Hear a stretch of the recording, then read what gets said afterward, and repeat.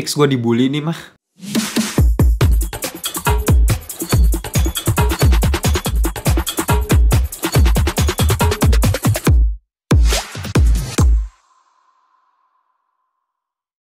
Welcome back to Ngelantur Indonesia, Skui nonton skip belum. Jangan lupa kalian semua bersama host kalian Timothy Vidalo. Hari ini kita akan kembali lagi di segmen review.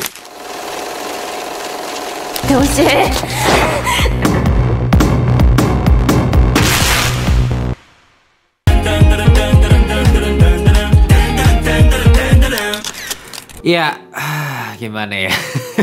Gue bisa aja ya memilih jalur yang aman untuk ngebagus-bagusin anime yang satu ini, karena gue tahu fansnya itu banyak banget ya, dan luar biasa fanatik, gila-gilaan. Gue tahu karena ya gue tiap hari juga dibombardir, bang, review dandan, bang, ini peaknya anime bang tahun 2024, anime terbaik, masterpiece, dewa dan sebagainya. Iya ya, gue tahu fansnya banyak. Makanya kalau misalnya dalam ilmu politik ya, sebenarnya ya kalau secara logika kita pikir-pikir, ya kalian tahu sendiri lah, Ngelantur itu kan yang musuhin banyak ya.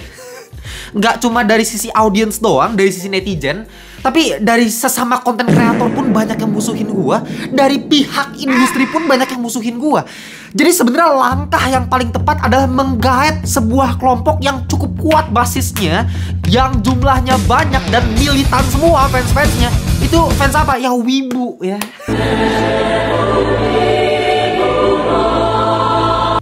Jadi tindakan yang paling tepat adalah ini momentum gue sebenarnya untuk ngebahas anime yang satu ini supaya apa? Supaya para wibu-wibu yang ngefans sama anime ini akan pro ke gue gitu, supaya jadi ally gue. Tapi masalahnya gue agak bisa kayak gitu, bos. Ya, sampai kapanpun, mau dimusuhin kayak apapun, mau gue dibully kayak apapun, pendapat gue nggak akan bisa diintervensi. Ngelantur akan selalu jadi ngelantur, gue akan selalu jadi diri gue sendiri. Jadi mohon maaf banget, kesan pertama gue setelah menonton anime dandan ini, bagus dari mananya, bos? Ya bukan bagus dari mananya sih, sorry. Bagus banget dari mananya. Nah ya kalau bagus ya bagus lah. Tapi kalau misalnya ada yang bilang bagus, perfect, masterpiece, dewa, dari mana? Gitu gue tanya. Karena setelah gue nonton anime ini sampai ke episode terakhir, episode 12, yang episode 12-nya kayak berasa dipotong gitu. Kayak sumpah, kayak 2 season dipotong di tengah-tengah, jadilah nih.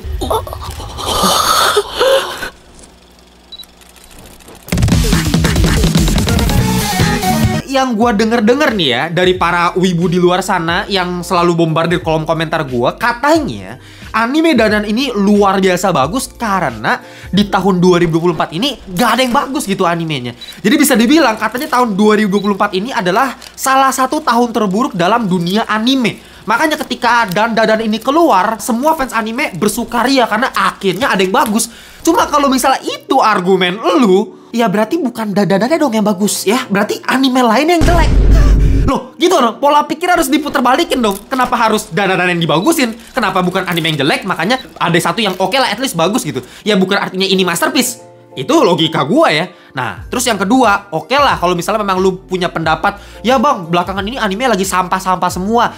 Oke, gue nggak bisa ngomong karena kalian tahu sendiri lah, gue bukan wibu ya. Gue nggak selalu nonton anime tiap hari ada anime baru selalu gue tonton, enggak juga. Tapi kalau misalnya kita compare ya sama anime-anime yang gue udah tonton di tahun 2024 ini, yang memang ya gue pilih-pilih kalau nonton anime ya karena gue bukan wibu. Ya oke, yang pertama misalnya kita compare sama Demon Slayer season 4. Ya obviously, come on. Ya bagusan dadaan ya. Itu kalau misalnya ada yang bilang Demon Slayer lebih bagus ya, emang lu terlalu fanatiknya sama Demon Slayer, terlalu tolol otak lu gitu. Ya itu udah jelas, gue gak mau debat. Ya emang itu season bener-bener milking mampus cuman buat jembatan biar nyampe ke season 5. Oke, jelas ya. Yang kedua, kita compare misalnya sama My Hero Academia season ke-7. Ya jelas buat gue juga masih bagusan dandan. Karena gak tahu kenapa buat gue My Hero season ke-7 cacat sih. Nah tapi kalau misalnya kita compare misalnya sama Kaiju Number 8, waktu itu gue udah pernah review juga tuh, jelas bagusan Kaiju Number 8 menurut gue. Kenapa lu bisa bilang lebih bagus dandan gitu? Atau misalnya Terminator Zero. Ya menurut gue masih bagusan Terminator Zero. Dari segi filosofisnya, humanismenya, visualnya masih lebih oke gitu. Bahkan kalau misalnya kita compare sama series animasi lainnya yang bukan anime, misalnya Arcane ya, Arcane season 2, sebanyak-banyaknya gue kritik Arcane season 2, silahkan tonton reviewnya. Banyak banget masalah yang gue temukan dari Arcane season 2. Tapi buat gue pribadi masih bagusan Arcane dibandingkan dandanan ini.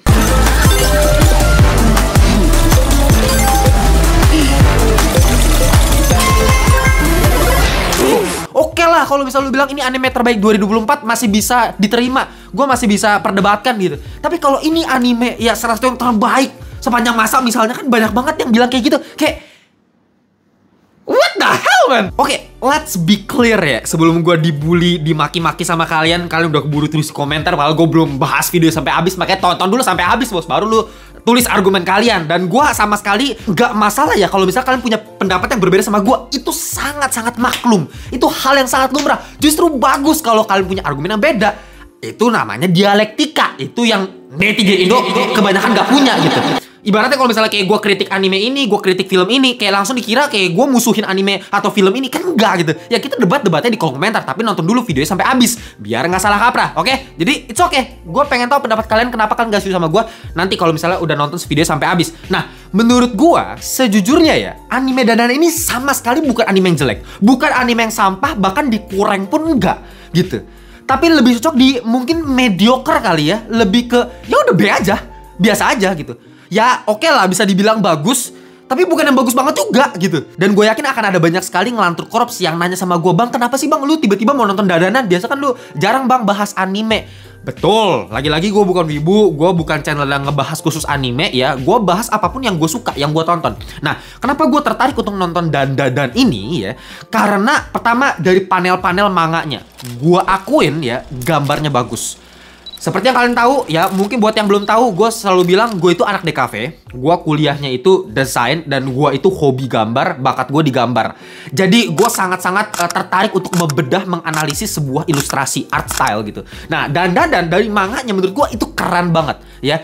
Secara visual cakep banget. Dan gue yakin kalau misal dari manganya seperti itu, biasanya di animenya akan lebih bagus lagi. Kayak misalnya film Look Back tuh waktu itu gue pernah review kan, manganya bagus, di animasinya lebih bagus lagi gitu ya.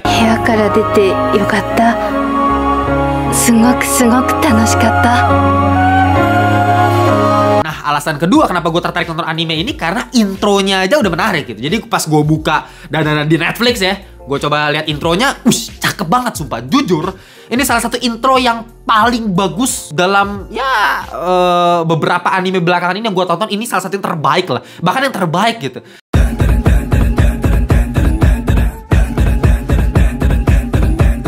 Gue langsung teringat sama salah satu graphic designer yang pernah gue pelajarin dulu, namanya Saul Bass. Ya, coba cek aja karya-karyanya dia. Ya, lu perhatiin dari color palette-nya ya, pemilihan warna, complementary, dia sering banget pakai complementary, mainin positif negatif ya, pattern-patternnya itu entah kenapa ya diimplementasikan di intronya Dandanan ini. Dan itu jarang sekali gue lihat di intro-intro anime yang selalu ya udah template biasanya. Ya kan? Ya lu tau lah intro anime kayak gimana gitu biasanya.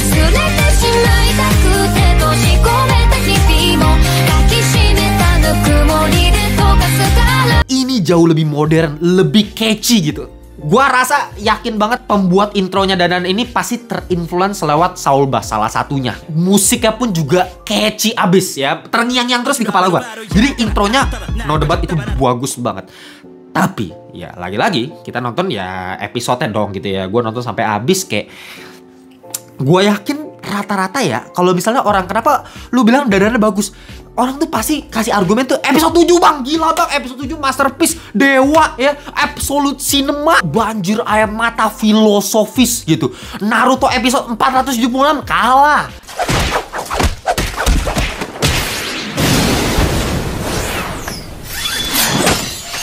Attack on Titan season 3 episode 17 kalah.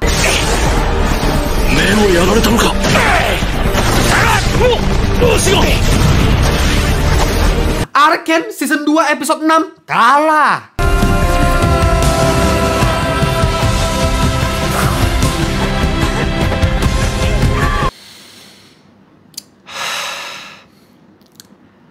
Selalu dah.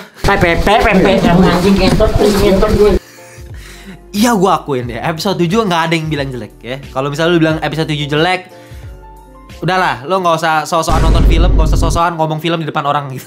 Berarti lu kagak ngerti apa-apa mengenai film. Episode 7 bagus ya. Bukan bagus doang, bagus banget malah. Masterpiece oke. Episode 7. Tapi lu terlalu tolol kalau misalnya bilang satu anime itu bagus cuman gara-gara satu episode anjing. Ya, yang gua tanya adalah berarti 11 episode lainnya apakah sebagus episode 7 atau kayak gimana? Kan gitu. Lagi-lagi Dandanan ini adalah sebuah anime yang tipikalnya buat gue ya, itu ringan meskipun ada banyak layer yang ditambahin yang sebenarnya cukup kompleks. Ya kalau misalnya kita bedah lagi, tapi secara bungkusannya, ini gue ngomongin secara bungkusannya, rapnya itu menurut gue ringan, banyak komedinya, absurd ya. Ya anime mana lagi yang nyeritain ada Kappa yang sangat-sangat emosional karena butuh transfusi darah buat anaknya, nyari-nyari kemana-mana nggak ada, tapi ternyata darahnya adalah susu sapi ya. Terus sapinya dibawa ke UFO dengan perpisahan mengharukan ala-ala E.T. ya, Steven Spielberg. Ya, atau misalnya kisah romansa antar manekin praktikum biologi di sekolah. Gue nggak bilang itu jelek ya. Ini gue kayak gini tuh bukannya gue menghina, enggak. Ya bagus, secara absurdnya memang ini genrenya gitu. Ini tipikal anime yang jarang kita temui. Ya oke, gue nggak tahu ya. Gue nggak layak untuk ngomong kayak gini karena gue bukan expert di bidang anime. Tapi at least buat gue yang nonton anime cuman beberapa yang gue pilih-pilih doang. Ya ini jarang banget yang kayak gini gitu. Nggak masalah, gue nggak ada masalah di situnya. Kalau misal dibilang menghibur, oke menghibur. Nggak sampai kayak Suicide Squad Isekai yang baru episode 1 udah gue matiin anjing. Mendingan gue nonton Thomas and Friends bangsat. Yeah, that's karma. Yeah, get down. Ya nggak sampai kayak gitu lah. Ini masih termasuk golongan yang cukup sangat-sangat bisa dinikmati. Ya meskipun lagi-lagi kalau misalnya ada yang bilang, "Bang, ini sinematografinya dewa banget, Bang." Gua nggak paham. Lagi-lagi gua nggak paham ya. Coba jelasin ke gua, apakah memang anime belakangan ini sesampah itu sampai lu bilang Dandanan yang secara sinematografi kayak gini kayak dibilang dewa banget? Apakah memang separah itu kah gitu? Gua nggak tahu. Ya yang gue lihat di Kaiju Number 8 sinematografinya masih bagus-bagus aja gitu. Kayak gue nggak ngerasa ini kayak spesial banget.